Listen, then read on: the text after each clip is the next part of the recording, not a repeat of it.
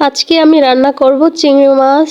এখন আমি তেলের মধ্যে পেঁয়াজ কাঁচামরিচ একটু ভেজে নিতেছি। পেঁয়াজ মরিচগুলো একটু ভাজা ভাজা করা আমার হয়ে গেছে। এ পর্যায়ে আমি 2টা টমেটো কেটে নিয়েছি, টমেটোগুলো দিয়ে দিলাম, একটু নেড়ে চেড়ে এখন দিয়ে দিব 1 চা চামচ লবণ, স্বাদ অনুযায়ী 1 চামচ হলুদের গুঁড়া, সামথিং একটু মরিচের গুঁড়া দিলাম কারণ আমি কাঁচামরিচ দিয়ে রান্নাটা করতেছি তাই। এখন এইগুলা আমি একসাথে লাইরা চাইরা মিশিয়ে নেব সুন্দর করে। এইদিকে আমি চিংড়ি মাছগুলো সুন্দর করে ধুয়ে পরিষ্কার করে রেখেছি। আমার এখানে টমেটো কষানো হয়ে গেছে, এর মধ্যে আমি চিংড়ি মাছগুলো দিয়ে দিলাম। এখন আমি এগুলা একটু কষিয়ে নিব মাছের সাথে, পুরো তরকারির মশলাটা কষায় নিতেছি।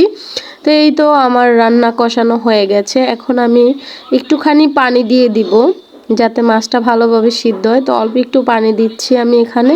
তো দিয়ে আমি কিছুক্ষণ নেড়ে চেড়ে এটা রান্না করে নিব। আমার রান্নাটা প্রায় হয়েই গেছে। এখন আমি জিরার গুঁড়ি দিয়ে দিব কারণ আমার কাছে ধনিয়া পাতা নাই, আর জিরার গুঁড়ি দিলে ফ্লেভারটা অন্যরকম একটা গ্রান আসে, ভালো লাগে। তো জিরাটা দেওয়া হয়ে গেছে। এখন কিছুক্ষণ রান্না করে এটা আমি তুলে নিব। আমার রান্না কমপ্লিট। টানটানা, দেখো কত সুন্দর ইয়াম্মি হয়েছে। এখন আমি খেয়ে নেব। আল্লাহ হাফেজ।